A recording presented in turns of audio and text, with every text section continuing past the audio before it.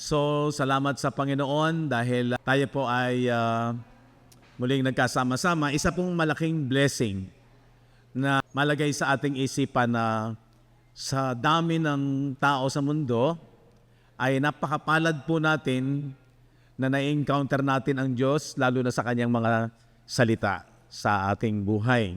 Kapag tinanggap natin ang kanyang salita, hindi kagaya ng salita ng tao, kung hindi kagaya ng salita ng Diyos mismo, ay napakalaking napakalaking biyaya sa ating bawat isa sa atin. Dahil ang lahat ng bagay ay nilikha sa pamamagitan ng kanyang salita. Kaya naman, naroon yung ating kapanatagan at kapayapaan na tayo po ay patuloy magtiwala. At sa atin pong journey ng ating pag-aaral, nakita po natin na yung kagaya ng mensahe ng isang linggo, napakaganda po nun. Nakita natin yung katotohanan na tayong lahat ay kamanggagawa ng Diyos.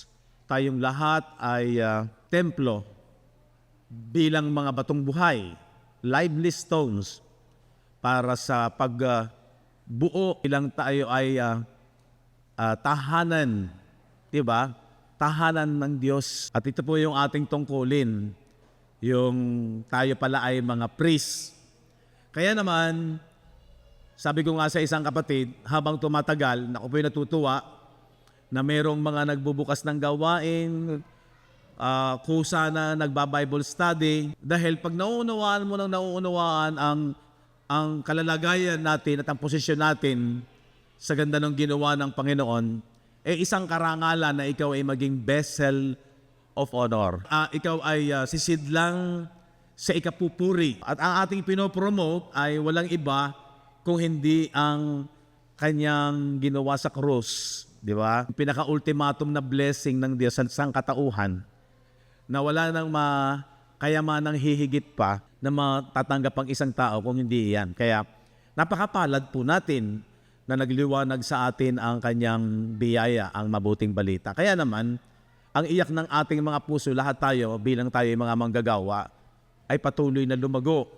Diba? Let us go unto perfection. Ang ganda po ng mga journey ng ating pag-aaral.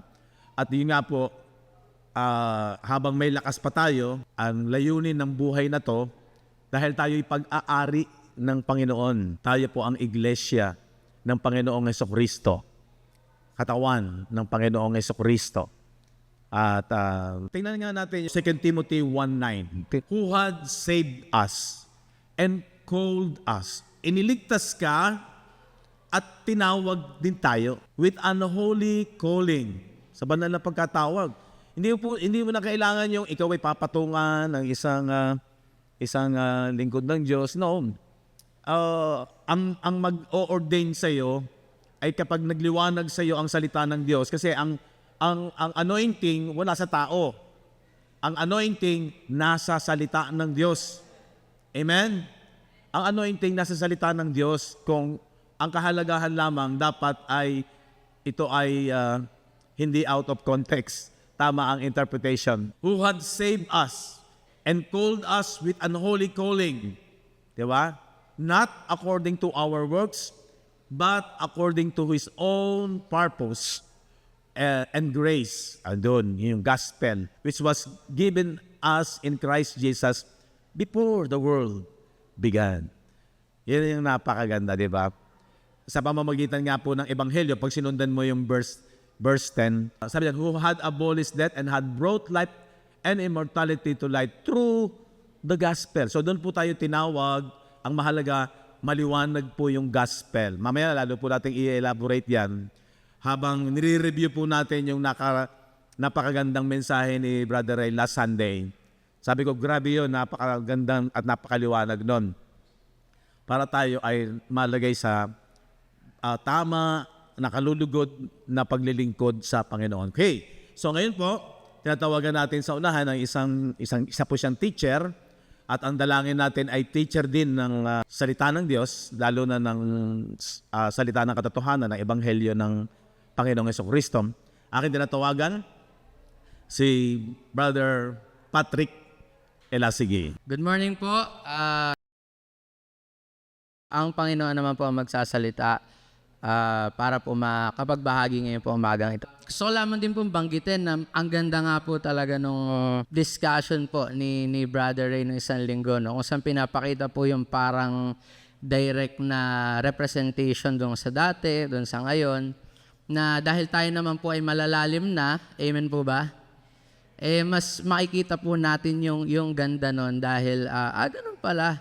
Kumbaga po yung mga technicalities na naituturo sa atin, na-appreciate po natin dahil ganun pala yun. And mas lalo lamang pong tumitibay, mas lalo lamang pong gumagaan at nagkakaroon ng diin yung pagkakaunawa natin tungkol sa kung paano po talaga na-layout ng Diyos para sa atin, yung plano niya po para sa atin. Bali, sa maiksing minuto po na ito ay nais ko pong banggitin yung mga bagay na nagkaroon po tayo o nabago po sa atin or sa akin personally mula nung patuloy ko po nauunawaan ng biyaya ng Panginoon.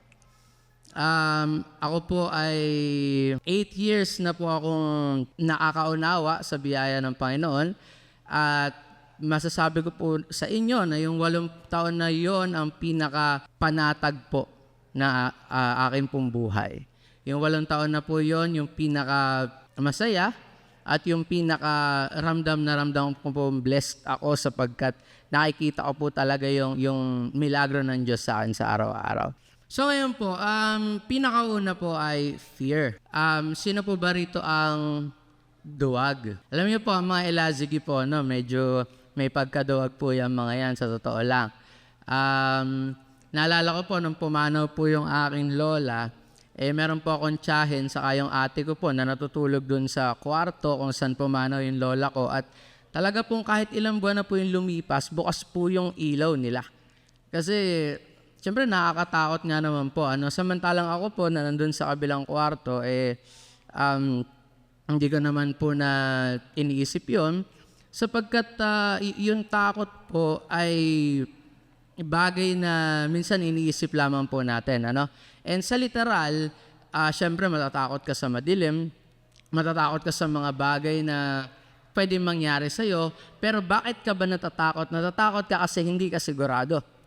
Natatakot ka kasi merong bumabagabag sa puso't damdamin mo, kaya hindi ka mapakali. Sabi po ni John doon sa kanya aklat, no, ito ay pinaparating niya sa mga mambabasa, there is no fear in love, but perfect love casts out fear.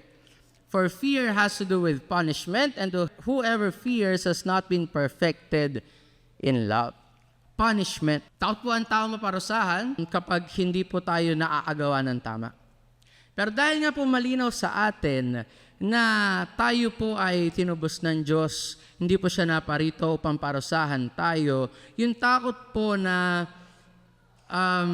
hindi na siguro ako pagpapalain kasi inaway ko yung kaklase ko nung nakaraan. Siguro may mangyayaring hindi maganda sa akin kasi meron din akong ginawang hindi maganda. While in general, kung nauunawaan po natin at nararanasan po natin yung love sa buhay natin, mas hindi na po tayo matatakot.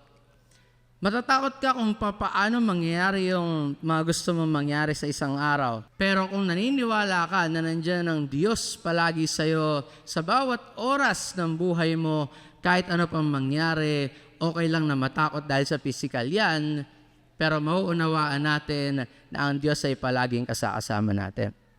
At dahil yon sa pagmamahal niya. Amen po ba? Yun po kasing simpleng bagay na dati natatakot ako sa madilim, na ngayon ay hindi na. Para sa akin po, big deal yun. Ibig sabihin, wala na po akong pinaniniwalaan, kundi ang Diyos lamang.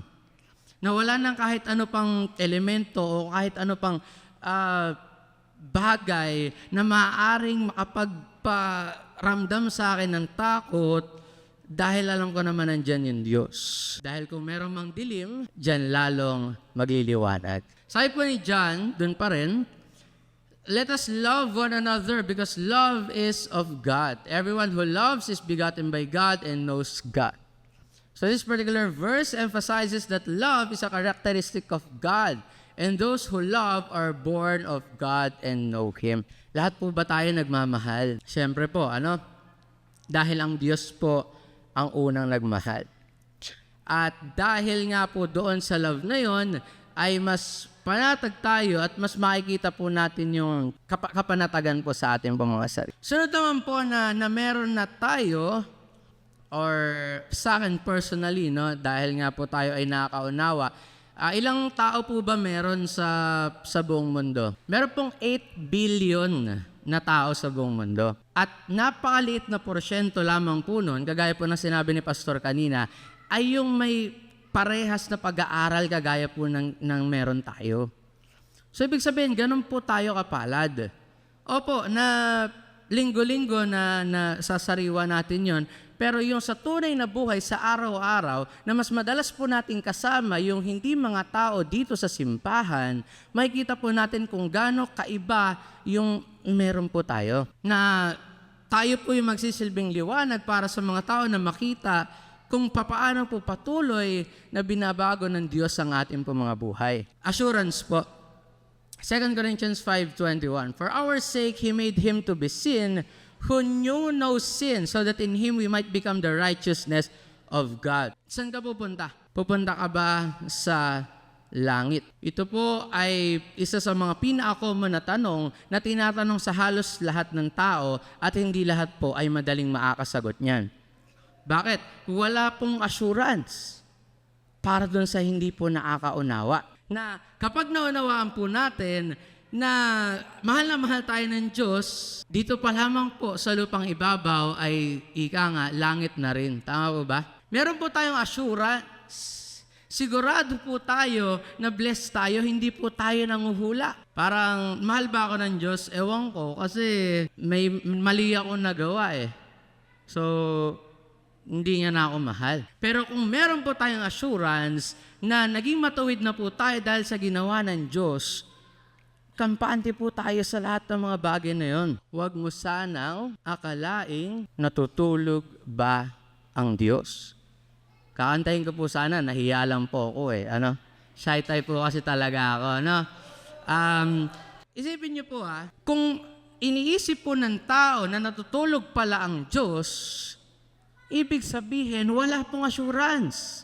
Kahit po yun ay lamang, parang, lang po ba, figure of speech. Pero, mahal ba talaga ako ng Diyos? Kasi, puro kamalasan yata yung nangyayari sa akin sa nakalipas na linggo. Pero kung nauunawaan po natin, meron po tayong assurance na kahit ano pa pong gawin natin sa araw-araw, dahil ang dami po mga factors na nangyayari at mga gawa ng tao sa physical, kung bakit may nararanasan po tayo hindi maganda, ay assured po tayo na kahit ang daming tao at kahit ang daming bagay ang pwede magbago sa isang araw, sa isang linggo, sa isang buwan, sa isang taon, ang Diyos ay mananatiling totoo at siya po ang kailanman hindi magbabago. Ako po ay assured kasi hindi po ako sumisimba para i-confirm kung mahal ba ako ng Diyos.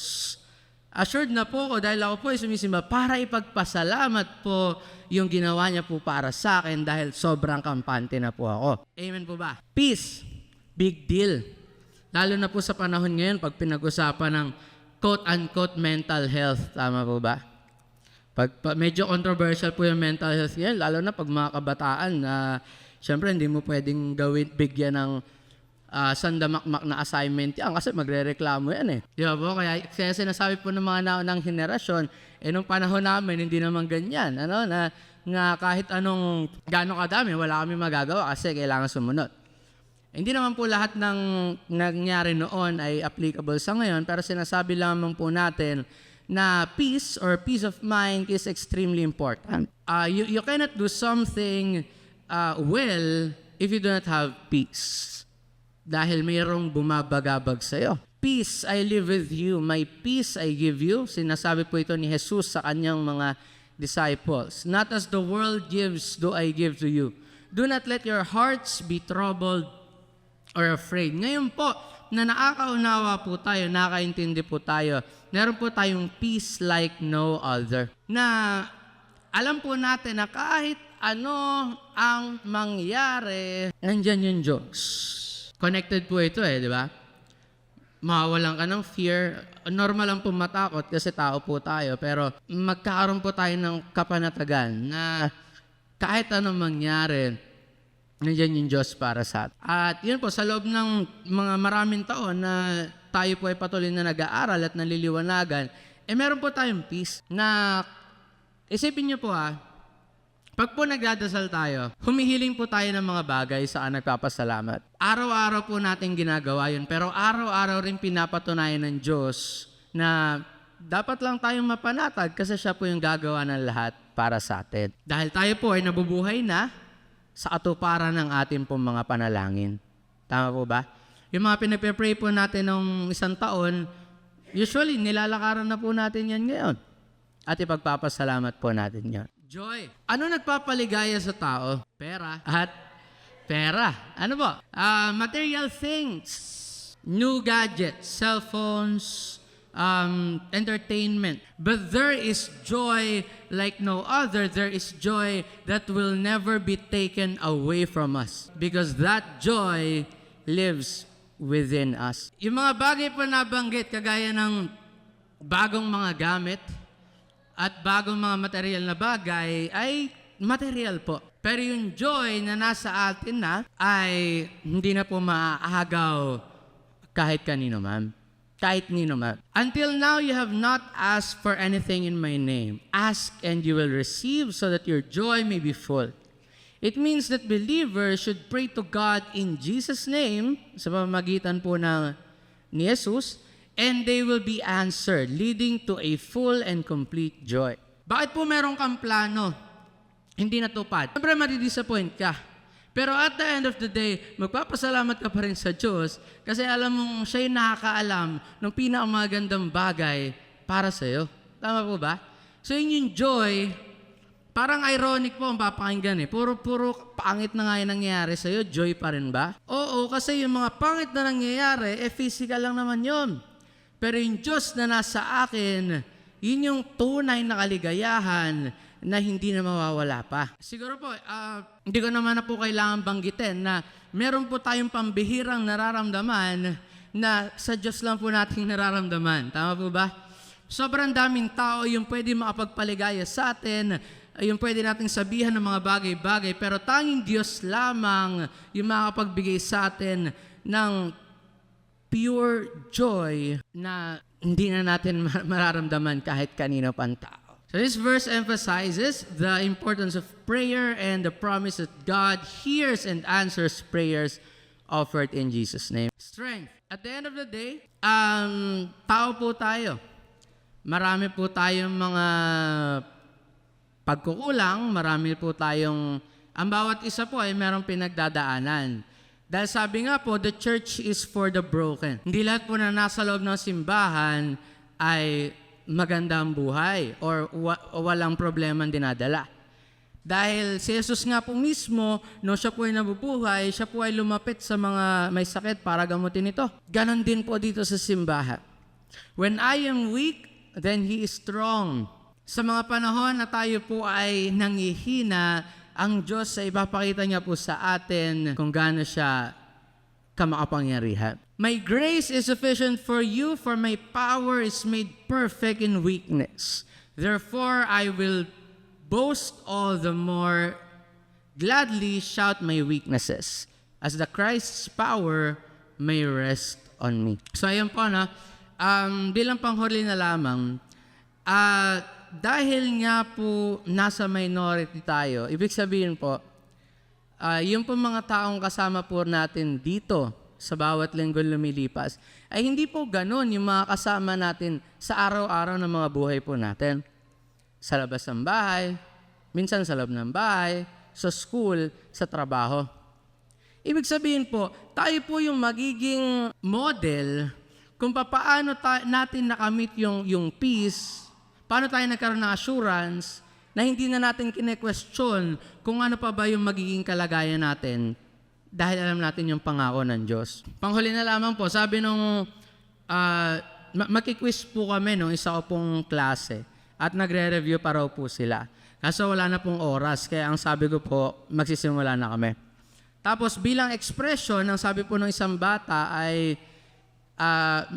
Matakot ka naman sa Diyos, sir.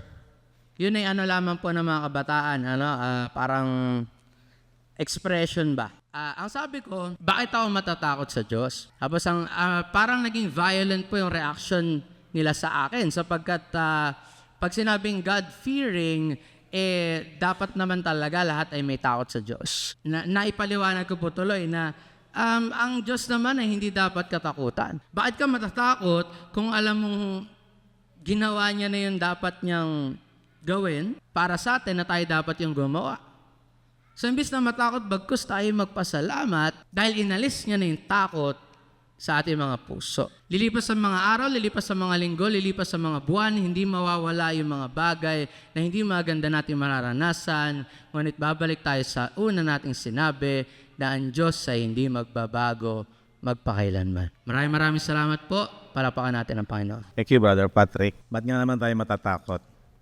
Pero maraming takot. Pag andyan na yung maniningil ng tubig, kuryente, pag andyan na yung monthly dues, sasakyan mo, kaya lang yung takot na to punishment nga. Dahil wala na tayo sa parusa. No? Yung parusa sa Diyos, doon tayo inalis na ng Diyos, kaya yung takot doon, wala na. Pero alam ko, naniniwala ako, bawat isa sa atin, pag merong maniningil, natatakot tayo. Ano ba? So that is, sa penalty o sa parusa ng Diyos, tinapos na ni Jesus yung, balik mo nga yun, 1 John 4, there is no fear in love. Ang tinutukoy na fear dyan, yun nga, pag alam mo na yung pag-ibig ng Diyos, pag alam mo yung perfect love, saan ang galing yung pagkaunawa sa perfect love? Sa gospel. Tama po ba? Pag maliwanag sa iyo ang gospel of Christ, kaya nga po yan ang nakakapagpatibay. At ang sabi ko nga, sa ating panahon ngayon, pag maliwanag sa iyo ang gospel of Christ, wala nang backslider. Wala na yung tumatalikod sa Panginoon. Noong panahon na yon, ng mga first century believers, ay talagang merong na mga nagbabackslide kasi hindi palubusang maliwanag sa kanilang isipan yung revelation ng gospel of Christ. Di ba nananatili pa yung iba sa kautusan? Di ba? Pero in our time, kapag ang aral ng mabuting balita ay talagang maliwanag sa iyong isipan, parang nakita mo na yung kayamanan at alam mo na ito'y ginto, hindi mo na yan bibitawan. Amen? At pag maliwanag sa iyo kung bakit tinawag yang mabuting balita, dahil tinubos na tayo sa kasalanan at wala na tayo sa parusa. Why? Kasi sa gospel of Christ, kinuha ni Kristo Jesus ang parusa na para sa atin. Amen? So di wala ka ng takot, kinuha na niya eh. So yun yung perfect love. Perfect love casts out fear. Pag maliwanag sa iyo yung pag-ibig ng Panginoon, abay iibigin mo siya. We love Him because He first loved us. Alam mo, ang Diyos ang unang umibig. Pag naliwanagan ka sa pag-ibig ng ginawa ng Panginoon, lalo na nga yung kanyang kamatayan sa cross, kaya sabi ng John 15, wala nang pag-ibig na hihigit sa pag-ibig na ibinigay ng isang kaibigan ang kanyang buhay para sa kanyang mga kaibigan. Ang mga sumampalataya sa ginawa ni Kristo Jesus, nananampalataya doon sa ibinigay ni Jesus ang kanyang buhay, maliwanag sa iyo na kinuha niya yung parusa, tinapos na niya yung bisa ng kasalanan na umaalipin sa tao, at pagkatapos hinatulan niya yun at pinatay at inilibing. Abay, ano pang problema mo sa parusa ng Diyos? Kasi kinuha na nga lahat ni Jesus yon. Kaya yung isang believer, iibig yan kay Christ dahil naunawaan niya yung unang pag-ibig ng Panginoon. Kaya iibig at iibig ka. Pag naunawaan mo na walang hihigit na anumang pang bagay na value ng kayamanan, lalo na sa lupang ito na makapapantay doon sa pag-ibig na ginawa ng Panginoon. At maging sa relasyon, hindi po masama, relasyon mo sa pamilya, relasyon mo sa asawa mo, relasyon mo sa kung sino mang mga mahal mo sa buhay. Dapat, pag maliwanag sa iyo ang pag-ibig ng Panginoon, ang pinakamataas na antas ng pag-ibig, hindi yung pag-ibig ng, huwag magagalit po rito yung mag-asawa, hindi yung pag-ibig ng asawa mo, hindi yung pag-ibig ng magulang mo, hindi yung pag-ibig ng kapatid mo, at best friend mo. Hindi, walang makakahigit sa pag-ibig ng ginawa ni Christ na ibinigay ang kanyang buhay para sa kanyang mga kaibigan. Amen. Yung iba napapa-amen pero sa totoo lang, dapat tayong lumalim sa pag-ibig ng Panginoon. Kasi pag naunawaan mo ang pag-ibig ng Panginoon, hindi ibig sabihin, babaliwalain mo yung pagmamahal ng asawa mo, ng kapatid mo, ng magulang mo. Hindi. Pero malinaw sa iyong isipan, pag maliwanag sa iyo ang pag-ibig ng Diyos na ibinigay niya yung kanyang buhay, at nakita mo talaga na wala nang hihigit doon, ang unang-unang pag-ibig talaga sa atin na bubukal ay yung first love ng Panginoon sa bawat isa sa atin. Amen? At diyan ka na magpapasimulang umibig, diyan ka na, at sa pag-ibig, iibigin mo yung kanyang salita. Ipaglalaban mo yung kanyang salita, hindi mo ipagpapalit yung kanyang salita. Kasi doon ang gauge o measurement nung pagbabalik mo ng pag-ibig sa Diyos. Tama? If a man loves me, he will keep my words. Hindi ka lamang iibig sa salita ng sarili mong expression, kundi ang pag-ibig na maipapakita mo sa Panginoon ay dahil mamahalin mo, i-appreciate mo, pinakamataas na authority sa buhay mo, walang iba kung hindi ang salita ng Diyos. Amen. Kasi doon ka na magpapasimulang umibig. Nung naunawaan mo yung pag-ibig ng Panginoon, na ito rin ang magpapaliwanag, then magre-response ka. Kasi sabi ko nga po kanina, ako po yung natutuwa na mayroong mga nagbubukas ng Bible study, hindi na pipilitin, hindi na itutulak, gumawa ka. Hindi ko na kailangang sabihin na pag narito tayo dito, mula ngayon, ikaw ay magiging pastor. Hindi na kailangan yung mga ganyan. Kapag na-build sa iyo ang pag-ibig ng Panginoon, makikita yung bubukal yan. We love Him because He first loved us. Amen? At yung pag-ibig na yon, bibigay mo buhay mo sa Kanya. Dahil nakita mo, walang hihigit sa pag-ibig niya. Amen po ba? May time hindi ka maintindihan ng asawa mo, hindi ka maintindihan ng pamilya mo, hindi ka maintindihan ng mga tao sa paligid mo. Pero dedicado ka, dedicated ka na ibigin ng Panginoon habang nabubuhay ka sa lupang ito. Kaya naalala ko yung sabi ng isang preacher, sabi niya sa mga pastor, huwag niyong itulak ng itulak agad sa paggawa. I-ordain mo na pastor. Sasabihin mo, ikaw ay lingkod ng Diyos. I prophesy na ikaw ay pastor. Maraming mga ganun eh. Hindi, huwag muna. Ayan, yung munang magliwanag sa kanyang isipan kung gaano siya kamahal ng Diyos at bubukal na yan.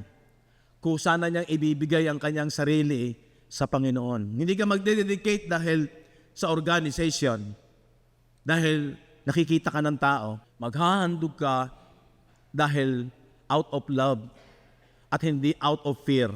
Marami ngayon naglilingkod out of fear. Takot sa impyerno, takot sa parusa ng Diyos, takot baka putulin yung financial blessing niya. Ganun ba inire-relate kung bakit sila naglilingkod at nagbibigay ng buhay sa Panginoon? Naalala ko yung mensahe last Sunday, makikita natin doon, napakaganda, na ang level learning natin sa paniniwala natin ay yun yung level ng growth mo o ng maturity ng isang believer. Mula sa gatas, papunta sa matigas na pananalita. Ang ibig sabihin, nagmamature talaga ang isang Kristiyano. Maniwala kayo, bubukal yung pagmamahal niya sa Panginoon. Dahil lagi siya nakapokus, ang pinakamataas na authority niya, yung salita ng Panginoon sa kanyang buhay. Kaya yung goal na lumago sa kaalaman, yung sinasabi ng Ephesians, tingnan natin, chapter 4, verse 13 to 16. Till we all come in unity. Hanggang sa abutin nating lahat ang pagkakaisa ng pananampalataya. Di ba kailangan magkaisa tayo sa pananampalataya? At sabi doon, sa pagkakilala sa anak ng Diyos, yung pagkakilala natin kay Christ. Anong pagkakilala natin? Doon sa kanyang ginawa, doon sa kanyang katubusan, sa kanyang pagmamahal na pinakita niya sa krus ng Kalbaryo. hanggang sa lubos na paglaki ng tao. Pag sinabing yung measure of the stature of the fullness of Christ, o unto a perfect man, di ba yung tao, alam natin pagka perfect na yung kanyang growth, build na yung kanyang matatag na at malakas na siya, nakakatayo na siya sa kanyang sarili, di ba? Yung dating hindi niya kayang buhatin, nabubuhat niya, di ba? Yun ang ibig sabihin na unto a perfect man in the spiritual ay yung kaya mo nang magturo, kaya mo nang i-share ang mabuting balita, na pagkakatiwalaan ka na, faithful ka na sa tawag ng Diyos sa iyo. Unto the measure of the stature of the fullness of Christ. Yun lang naman ang focus natin. Yung kabuuan ng pagkakilala natin sa ikinaabot sa atin ni Kristo. Kaya yun ang sinasabi ni Paul na ako'y nagtutumulin, hindi sa naabot ko na, pero ako'y nagtutumulin hanggang sa maabot ko ang ikinaabot sa akin ni Kristo. So yun po yung goal natin sa paglago sa pananampalataya. Bakit tayo nag-aaral ng salita ng Diyos ay malaking kaibahan sa sanglibutang ito. Sa sanglibutang ito, nag-aaral ang isang tao at siya ay magiging matalino, mahusay at mahahangaan siya, 'di ba? Pero dito sa spiritual, ang iyong binibigyan ng lugod hindi yung tao, kung hindi ang Diyos. Approve unto God. Amen? Sipin ninyo, ang kahinaan ng tao, yung hahangaan siya, makakarinig siya ng magandang mga papuri, pero sa atin, hindi yung appreciation ng tao ang ating goal. Ang goal natin ay ang Diyos ang binibigyan mo ng lugod. Yung Diyos na Espiritu, yung Diyos na hindi nakikita, yun ang priority mong binibigyan ng kaluguran, na ang ginagawa mo ay acceptable sa Kanya at kalugod-lugod sa Kanya. Amen? Agree po ba kayo doon? Dahil umiibig ka at wala kang pakialam kung ano sasabihin sa iyo ng ibang tao. Ang pakialam mo'y siya ang binibigyan ko ng lugod dahil minahal niya ako at ako'y natutong umibig din sa Kanya. Amen? So ang application is, number 1, yung sinabi ni Brother Ray, 1 Peter chapter 2, verse 2, desire the sincere milk. Diba? Nasain mo ang gatas sa umpisa na salita ng Diyos. Pero as time goes on, hindi ka mananatili sa milk. Diba? Hanggang sa mapunta ka sa strong meat. So, ito yung application para ikaw ay pumunta sa perfection. Para mabigyan mo ng lugod ang Diyos sa buhay mo dahil tinawag ka ng banal na pagkatawag at hindi tao ang tumawag sa iyo. Hindi mo aantayin, hindi naman ako ino-ordain ni pastor eh. Huwag mong antayin yon. Pag gusto ng Diyos na i-promote ka, ipopromote ka ng Diyos, walang makakapigil dyan sa ibig ng Diyos. Basta ang goal mo at ang motibo mo, bunga ng pagmamahal ng Diyos sa iyo. Ngayon, kung ang paiiralin natin ay sa laman, hindi ko gusto ang ugali ng bawat ganyan, wala mangyayari sa atin. Kasi dapat nakapokus lang tayo una sa salita niya at sa Diyos. So yun po yung application niyan. Ligtas ka na. Kung hindi kinakailangan lamang tayo ay lumago. Hindi para maligtas. Naglilingkod ka hindi para maligtas, hindi para mapalangit. Sabi ng iba, tayo maglingkod bakit? Para tayo mapalangit. Mali. Kaya ka naglilingkod, ligtas ka na. Ang kailangan mo lamang lumago sa pagkakilala sa pag-ibig ng Diyos. Amen? Di ba? Okay. Natikman natin yung biyaya ng Diyos. Nagkakaisa tayo sa kaalaman. At sabi, yung kaalaman sa ginawa ni Kristo, yan ang bida. Yan ang bida. At hindi po yan mapapantayan or masusukat sa karangyaan ng buhay. Anumang value ng bagay na makalupa. Basahin niyo yung Luke chapter 12, verse 15. And he said unto them, take heed and beware of covetousness. For a man's life consisted not in the abundance of the things which he possesseth. Totoo ba yan? Hindi raw nasusukat ang buhay ng tao sa kung ano yung kanyang meron siya o tinatangkilik. At sinabi niya sa kanila, sabi ni Jesus, mangagmasid kayo at kayo'y mangag-ingat sa lahat ng kasakiman. Why? Sapagkat ang buhay ng tao ay hindi sa kasaganaan ng mga bagay na tinatangkilik niya. Malinaw po yun. Salamat kung umunlad ka sa buhay dahil siguro masipag ka, dahil matalino ka sa pamamaraan ng buhay, walang masama po doon. Pero hindi po yan ang sukatan, lalo na pag ang pinag-uusapan ay ang blessing ng Diyos ay hindi talaga nakapokus sa mga bagay sa lupang ito. Kaya hindi po sa mga bagay na tinatangkilik kasi yayabang tayo. At hahatulan mo yung hindi kapantay ng iyong level ng pamumuhay. Di ba?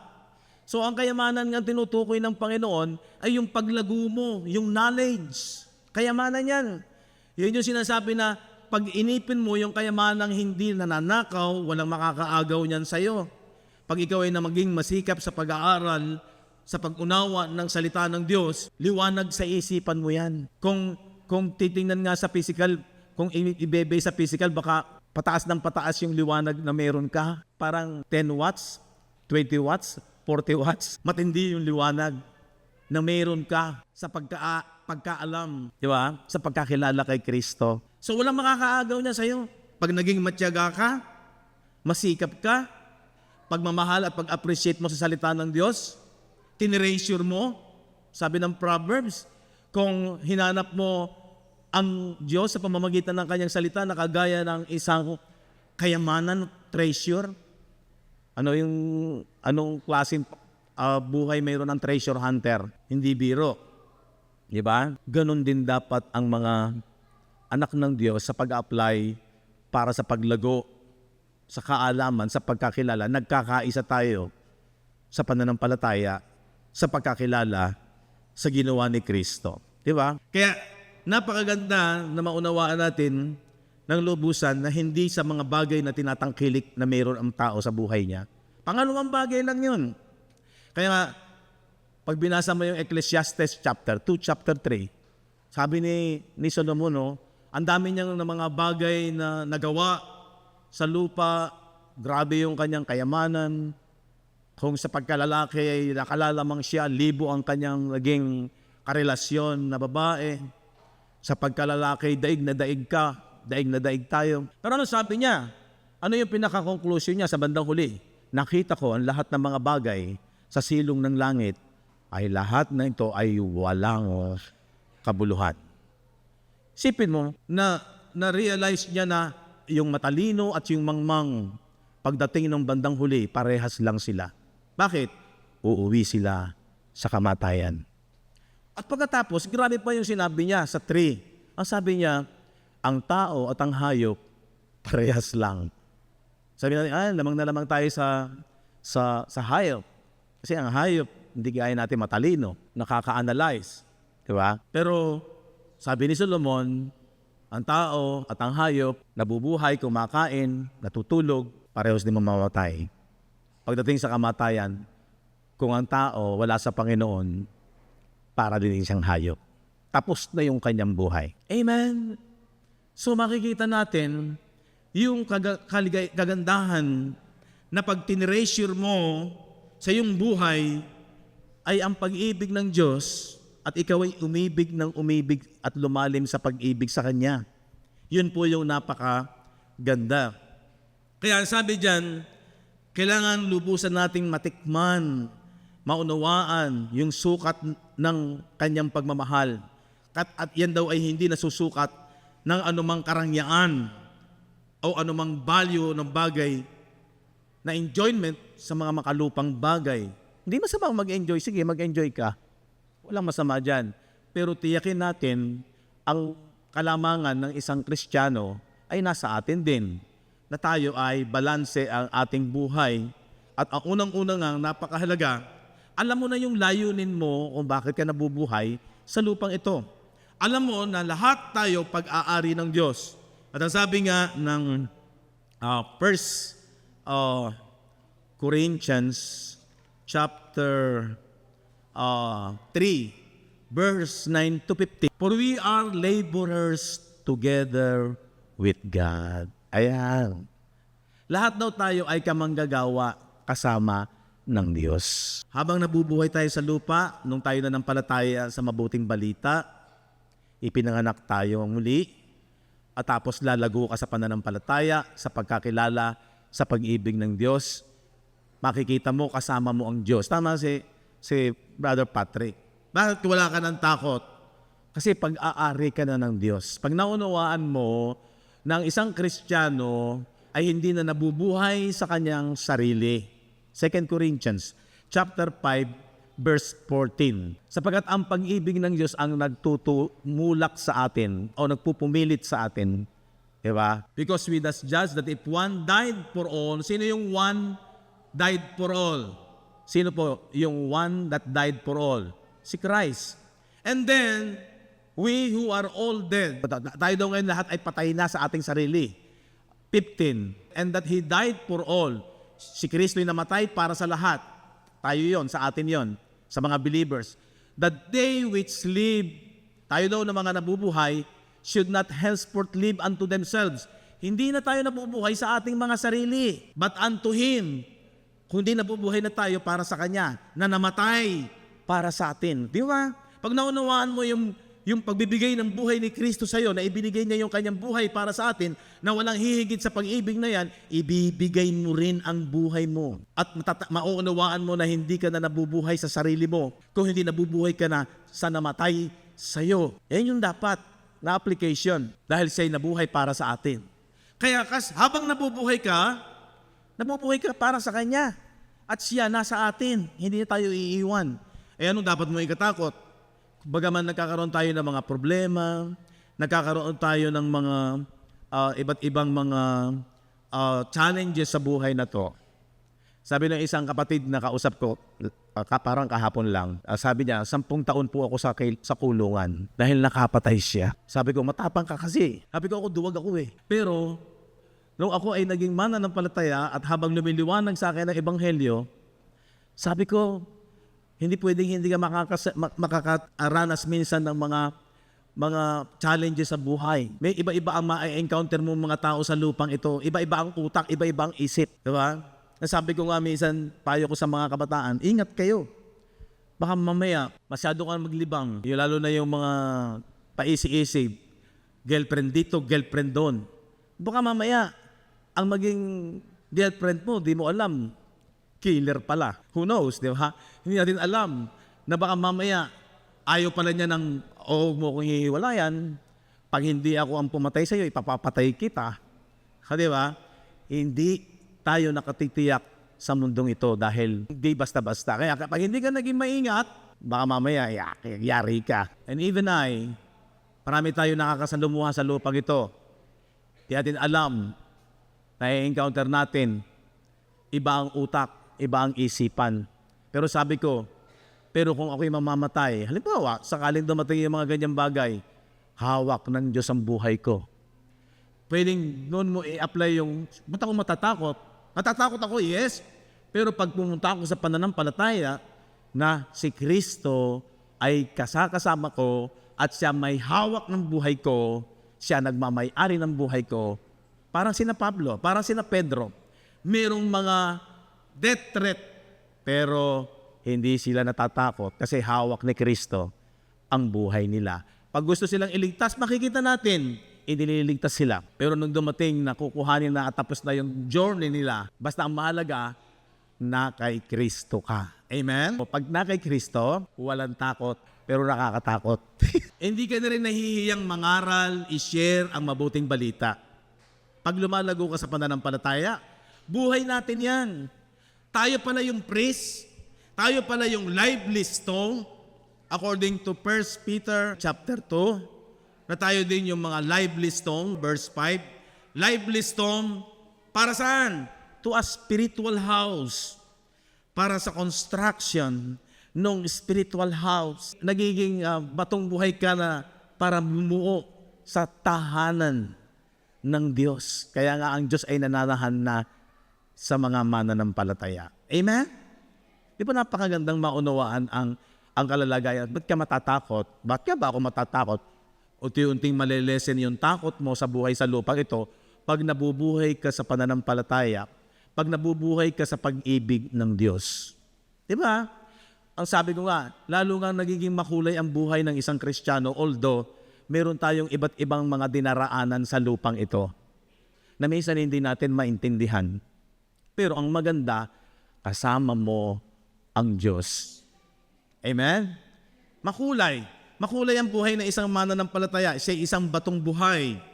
At siya ay isa rin siyang holy priesthood. You also, as lively stones, mga batong buhay, are built up a spiritual house para tayo ay maging sa spiritual po yan, bahay sa espiritu. Unholy priesthood. Ayun, yung dinrawing ni Brother Ray, napakaganda po nun.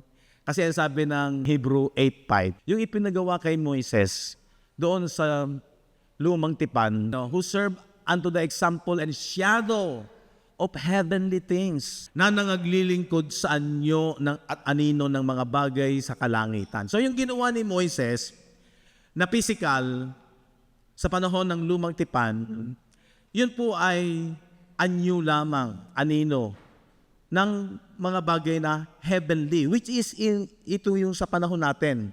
Kasi tayo ngayon, ang kingdom natin is heavenly, spiritual, hindi na earthly. Di ba nilinaw ni Jesus yan sa mga Hudyo, sa mga Pariseo, na kung kailan mo ibabalik ang kaharian ng Diyos, kailan dito sa Israel, ano sabi ng Panginoon? Ang kaharian ng Diyos hindi makikitang naririto o naririyan. Hindi na ma-observe sa pamamagitan ng nakikita ng mata. Ang linaw po nun. Tapos sabi niya, ang kaharian ng Diyos ay nasa loob ninyo. Saan yun? Sa gagawin niya sa cross, yung inward man na dating patay, bubuhayin niya yun. Magiging lively stone. Diba? Kaya tayo rin pala ang magiging heavenly kingdom. Heavenly temple, tabernacle. Unti-unti magiging paliwanag sa atin yun. Kasi nga, tayo yung lively stone as a spiritual house. Kaya, dito sa New Covenant, heavenly na to. Hindi na to nakabase sa nakikita at nauobserbahan natin in the physical sense. So, ang linaw po niyan. Tuloy natin, 8.5. Naglilingkod sa anyo at anino ng mga bagay sa kalangitan, na gaya naman ni Moises na pinagsabihan ng Diyos nang malapit nang gawin niya ang tabernakulo, yung physical. Sapagkat sinabi niya, ingatan mo na iyong gawin ang lahat ng mga bagay ayon sa anyong ipinakita sa iyo sa bundok. So ipinakita yan sa kanya kung ano yung gagawin niya. Merong plano. Merong plano. Bago ka gumawa ng bahay, may plano kumpleto. At kailangan kung ano yung ipinakita sa kanya, yun din ang kanyang gagawin. Di ba? Pero yun pala ay nagre-represent, pagdating sa New Covenant, yan po ay spiritual and heavenly. At kabilang tayong mga mananampalataya doon, na tayo yung bumuo sa spiritual house ng Diyos. Kaya ang Diyos nananahan sa mga mananampalataya. Amen? O di ba? Napakalaking karangalan at kayamanan sa ating isip at puso ang katotohanan na yan. Ite-treasure mo talaga yan. 1 Peter chapter 2, verse 5. Kayo rin naman, na gaya ng mga batong buhay, ay natatayong bahay na ukol sa Espiritu. Di ba, liwanag? Upang maging pagkasaserdoteng banal. So, lively stone, and then tayo din ay saserdoteng banal. Sabi ko nga sa mga kapatid, kanta tayo ng kanta, for you are a chosen generation, a royal priesthood, a holy nation. Di ba? Kanta tayo ng kanta nun. At kanta rin namin yun nung kami estudyante pa sa Bible School. Messiah's Messenger ang pangalan ng aming class. Isa yun sa kinanta namin nung kami nag-graduate na. Yung, for you are a chosen generation, a holy priesthood. Diba? Tapos sabi dyan, upang maging pagkasaserdoteng banal. Upang maghandog, ayan na yun. Upang maghandog, ito yung trabaho natin bilang mga manggagawa. Lahat po tayong Kristiyano yan. Pag lumanago ka sa pananampalataya, buhay mo yan. Tungkulin mo yan upang maghandog ng mga hain na ukol sa Espiritu na nakalulugod sa Diyos sa pamamagitan ni Jesucristo. Ayan, no? Built up a spiritual house and holy priesthood to offer up as spiritual sacrifices, acceptable to God, katanggap-tanggap sa Diyos. Kaya yung ating paglilingkod, hindi katanggap-tanggap sa tao. Maaaring hindi tayo ng majority, hindi ina-acknowledge ng majority. Pero ang mahalaga sa atin, hindi yon. Kaya naalala ko yung illustration ng kay Cain at kay Abel, kung bakit dapat tayo maging matalino. Na hindi ko mo nag-offer din ng sacrifices si Cain dahil isa siyang magsasaka at yung in-offer niya ay bunga ng kanyang paghihirap bilang magsasaka, okay na yon. Maaaring nakalulugod sa tao yung, wow, ang galing, talagang lingkod to ng Diyos. Bakit? Nag-o-offer talaga, nagsasakripisyo, naglilingkod, ang haba na nilalakad. From Monday to Friday, mayroong mga Bible study. Teka lang, baka maging kagaya ka ni Cain. Hindi ayon sa pananampalataya ang kanyang ginawa. Hindi ayon sa instruction ng Diyos. Kaya kahit mayroon silang mga pagsusumakit para sa Diyos, anong mangyayari? Hindi naging katanggap-tanggap. At ang problema nga doon, pag binasa mo yung Genesis chapter 4, naging kasalanan yung kanyang sacrificial offering. Kung titingnan mo, parang hindi dapat maging kasalanan yun kasi pagsusumakit, meron siyang pagsusumakit. Yun ang danger. Kapag hindi ayon sa kaalaman, pag hindi ayon sa faith, dapat yung sinasabi ng 1 Thessalonians 1:3, remembering without ceasing your work of faith. Dapat yung ating bagawa, bilang tayo yung mga co-worker, co-laborer of God, pag ikaw'y malago, intindi mo na yan. Hindi mo naaantayin, i-destino ka ni pastor, dapat dito ka, ganyan ka, ganyan ka. Hindi mo naaantayin ganun, magkukusa ka na. Kasi ang Diyos ang kausap mo. Ang salita ng Diyos ang ating authority, ang scripture. Kasi yan ang perimeter ng knowledge at saka ng pagmamahal natin sa Diyos. See? Di ba? Malaking kaibahan. Hindi mo ipiplease dito yung tao, hindi yung Diyos ang ipiplease mo. Kaya yung work mo, out of faith. Pag sinabing faith, di ba sabi ng Romans 10:17, faith cometh by hearing and hearing by the word of God.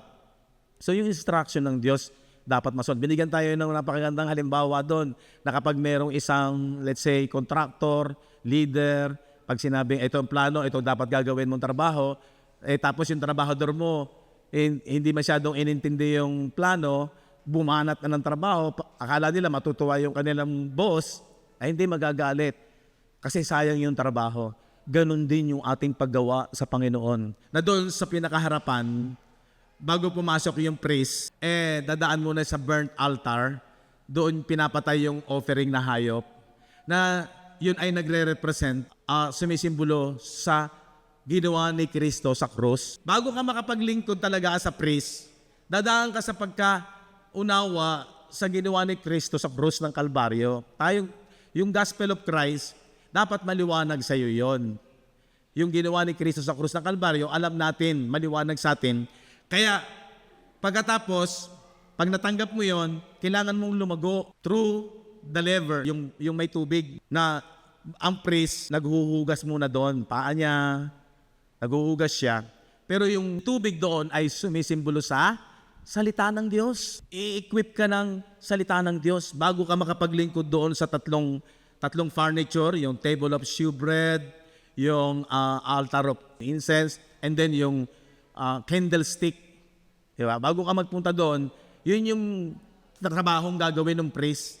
Dadaan ka muna sa Word of God. Kailangan mo nang i-equip ka. Alam nyo, nakakalungkot kasi. Minsan nakakakita ako ng libawa, may isang taong tatawagin sa unahan. Brother Patrick, halika dito. Alam mo, nagsalita ang Diyos sa akin, ikaw ay magiging pastor. Ganun na lang. Ang tamang proseso, kahit hindi mo siya iharap sa publiko, ang tamang proseso is pag lumago siya sa kaalaman ng salita ng Diyos. Yung sinasabi ng 2 Timothy 2:15, study to show thyself approved unto God, rightly dividing the word. Diba? Ayan, no? Bago ka makapaglingkod, mag-aaral ka muna ng salita ng Diyos para maging approve ka sa Diyos. Hindi approve unto man. Diba? Ang hirap kaya nung pagka merong nakaranasan na isang tao na halos mamamatay na, pero pinagaling, gumaling siya, nakarecover, magpapastor yun. May karapatan ng maglingkod. Bakit? Grabe yung ginawang himala ng Diyos. Kaya, minsan, ito yung error. Nakakalungkot na gano'n na lamang para maging manggagawa ng Diyos. Sabi diyan, a workman that needed not to be ashamed. Manggagawang walang dapat ikahiya. Pag manggagawa na isang marunong, alam niya kung ano yung plano ng Diyos, instruction ng Diyos, ayon sa salita ng Diyos, yun lang ang kanyang gagawin. At hindi siya lilihis doon. Faithful siya doon sa kanyang napag-aralan. Maselan ba? Yes. Dadaan ka muna sa lever. Yun yung may tubig na sumisimbolo sa salita ng Diyos. Bago ka mag-minister doon sa tatlong furniture, yung table of shewbread, which is ministry in the word. Walang tigil yun na nangangaral ka, nagpapahayag ka ng salita ng Diyos. Ministry in the word. Table of shewbread. Matthew 4:4. Man shall not live by bread alone, but by every word of God that comes out from His mouth. Kailangan gatas, pero habang tumatagal, strong meat through the word of God. Pagkatapos, incense, yung prayer, nasabi ng Revelation chapter 8 ay, yun yung mabangong samyo, yung prayer ng mga lingkod ng Diyos, ng mga anak ng Diyos, laging katanggap-tanggap. Bakit mabangong samyo? Kasi tinanggap mo yung ginawa ni Kristo. Na doon sa ginawa ni Kristo, lahat ng panalangin mo ay acceptable na ng Diyos. Bakit? Kasi yung hadlang na kasalanan ay inalis na. Kaya doon may pinaliwanag din doon yung priest, nag-o-offer ng dugo doon sa burnt altar o doon sa pinaka mercy seat pala, na naandoon yung Book of Laws, yung pinakaaklat ng kautusan, na pag binubuo ng dugo, i-cover yon, meaning mawawala ang kasalanan kasi yung aklat ng kautusan na mayroong kaparusahan at nagko-condemn ng kasalanan ay kinover ng dugo ng lamb para hindi mag-condemn for 1 year sa mga Hudyo, sa mga Israelites, na sila ay blessed at pinatawad ang kanilang kasalanan, kaya lang 1 taon. Pero in our time, nagre-represent siya sa dugo ni Jesus na kinover na ng Diyos yung ating espiritu, yung ating inward man, kaya nananatili yung matuwid, kaya nananatili yung banal, walang kapintasan, at hindi na ini-impute kasi na-covered na ng dugo ni Jesus ang kautusan ng kasalanan na ang bunga ay kamatayan. Are you blessed sa katotohanan na yon? Kung bakit meron kang joy na hindi maaagaw kahit na minsan may problema, kahit na minsan may mga challenges, kahit na minsan may bayarin ka na hindi mo maintindihan kung paano babayaran. Pero masaya ka dahil alam mo na yung inward man mo secured ng dugo ni Jesus na nabuho sa krus ng Kalbaryo. Amen? Yun ang dahilan kung bakit ka nagpapasalamat. Yun ang dahilan kung bakit mo ibinigay. Dahil alam mo, walang halaga na anumang bagay sa lupang ito na may value ang makapapantay sa ginawa ni Christ na pinawi niya, tinapos niya ang bisa ng kasalanan na nanggaling sa kautusan doon sa law of sin and death. Kinover yun ng dugo ni Jesus. At ang offering ni Jesus ay forever. Hebrew 10:14.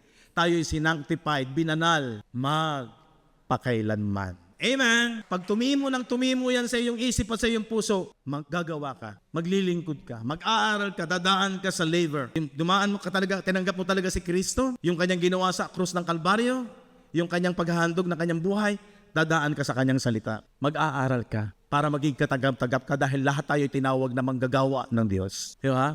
Pagkatapos, yung sacrificial offering mo, hindi kagaya nung offering ni Cain. Nakakalungkot. Marami ngayon gumagawa, nagsasakripisyo, may malasakit sa Diyos, pero hindi katanggap-tanggap sa Diyos. Alam nyo, dito papasok yung Bema Judgment Seat of Christ. Dito sa Romans chapter 14, verse 10 to 12. Dadapat ikaw, bakit ka humahatol ka sa iyong kapatid? At ikaw naman, bakit pinawala ang halaga mo ang iyong kapatid? Sapagkat tayong lahat ay tatayo sa harapan ng hukuman ng Diyos. Sa mga believers po to, kung talagang ginagawa mo ay out of faith, your work out of faith, your labor of love, meron kang pagtitiis, yung ginagawa mo talaga ay, pag sinabi nagle-labor, hindi biro po yun. Para kang magsasaka, para kang kawal, para kang player. Sa 2 Timothy yun eh. Lahat daw tayo, for we shall all stand, lahat tayo ay tatayo before the judgment seat of Christ. Verse 11, sapagkat nasusulat, buhay ako, sabi ng Panginoon, sa akin ang bawat tuhod ay luluhod at ang bawat dilay magpapahayag sa Diyos. And then 12, kaya nga ang bawat isa sa atin ay magbibigay sulit sa Diyos. Magbibigay sulit tayo sa Diyos. Doon sa ating ginawa, ano yung kaugma niyan? 2 Corinthians chapter 5 verse 10. For we must all appear, ayun na yun, no?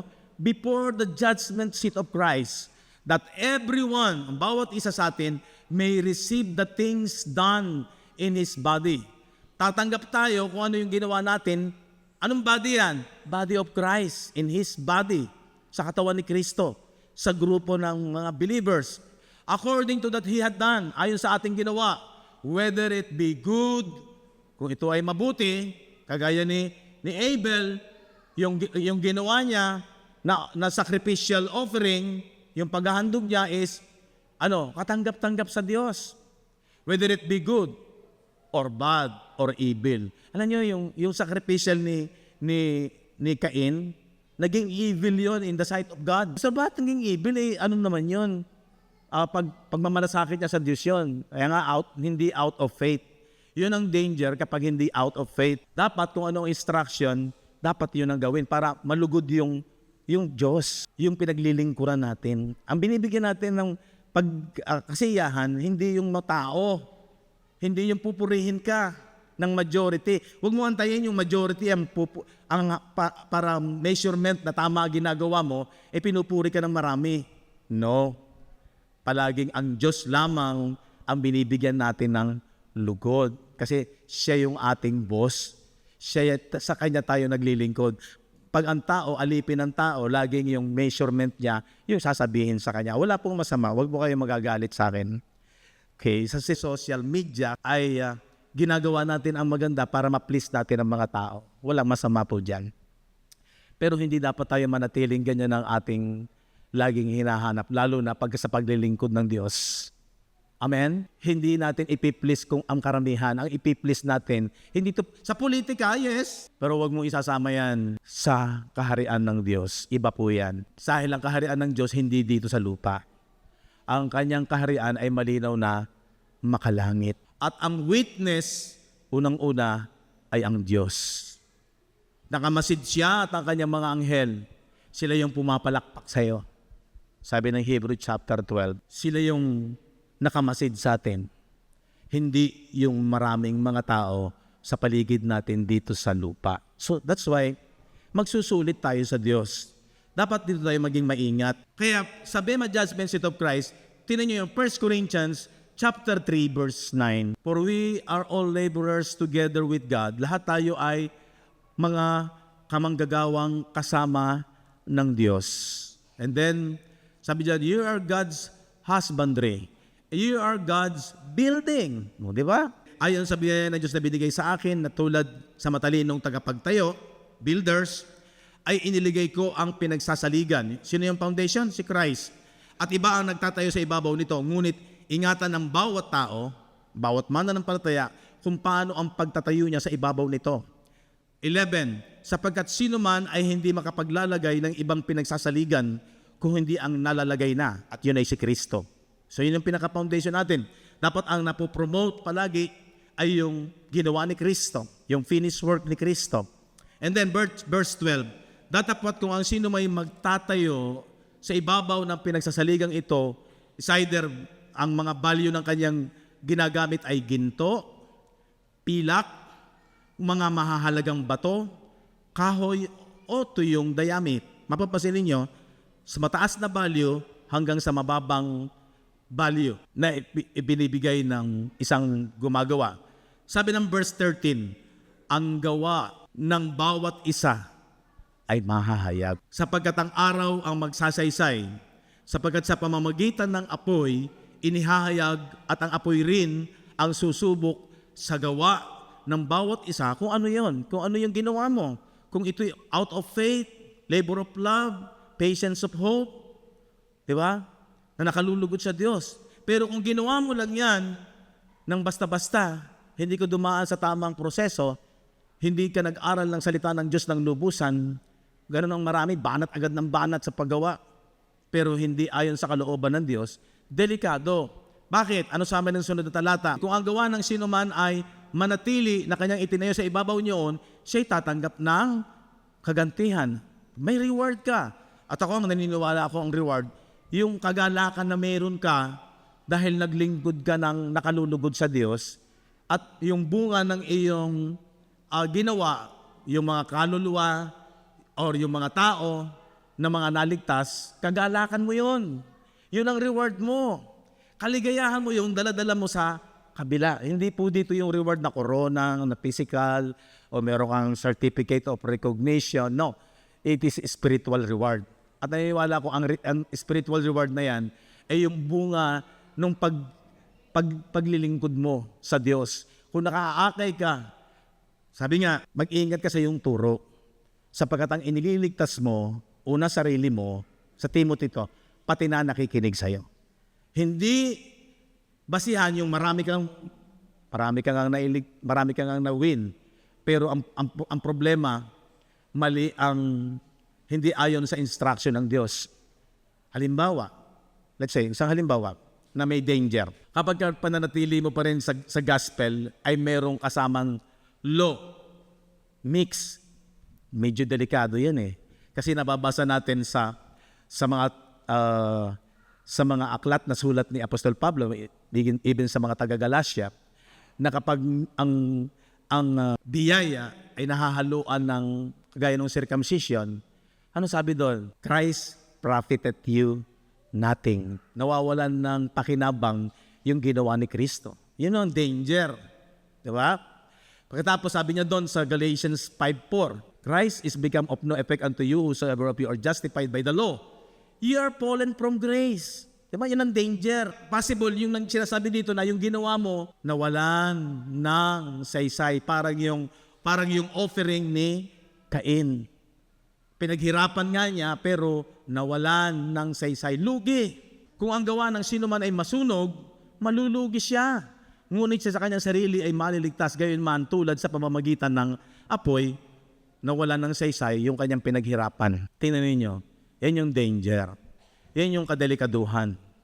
Na napakaganda na lahat ay manggagawa ng Diyos, pero maingat tayo sa pag-aaral at pagre-research ng banal na kasulatan. Kailangan lang tayong maging masikap, matiyaga, sapagkat dapat tayong dumaan doon sa salita ng Diyos at para maging katanggap-tanggap yung lahat ng ating gagawing paglilingkod sa Panginoon.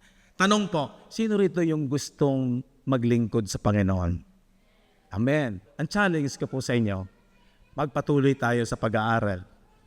Magpatuloy natin i-appreciate ang kagandahan ng ginawa ni Kristo sa ating buhay at tayo magpatuloy sa paglago.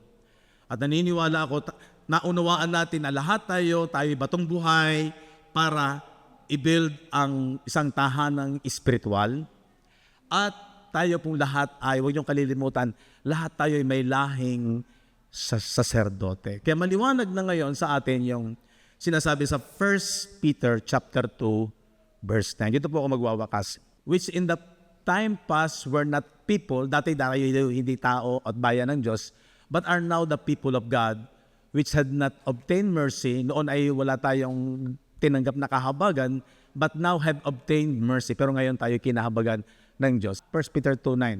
But ye are a chosen generation, a royal priesthood, a holy nation, a peculiar people, that ye should show forth the praises of Him who had called you out of darkness. Dati, nasa kasalanan tayo, pero dinala yung ating inward man sa kaliwanagan into His marvelous light. Kayo isang lahing hirang, isang makaharing pagkasaserdote, bansang banal, bayang pag-aaring sarili ng Diyos, upang inyong ipahayag ang mga karangalan niyong tumawag sa inyo mula sa kadiliman hanggang sa kanyang kagilagilalas na kaliwanagan. naniniwala po ako, natanggap natin lahat yan. Tayo, mula sa kadiliman, ay inalis ng Diyos. Sabi ng Colossians 1:13, na-delivered na tayo sa power of darkness and translated na tayo to the kingdom of His dear Son. Kung bakit tayo po, yung ating inward man, ay nasa kaliwanagan na. Although, ulitin ko, iba-iba ang mga bagay ang nararanasan natin habang tayo nabubuhay sa lupang ito sa ating outward man. Pero ang the good news is, nasa kaliwanagan na po ang katotohanan ng ating taong panloob. Amen? At naniniwala po ako, magpapatuloy kayo, gagawa tayo, magkakaisa tayo sa pananampalataya, no matter what, ano man yung sitwasyon na mayroon tayo, lahat tayo ay may lahing pagka-saserdote.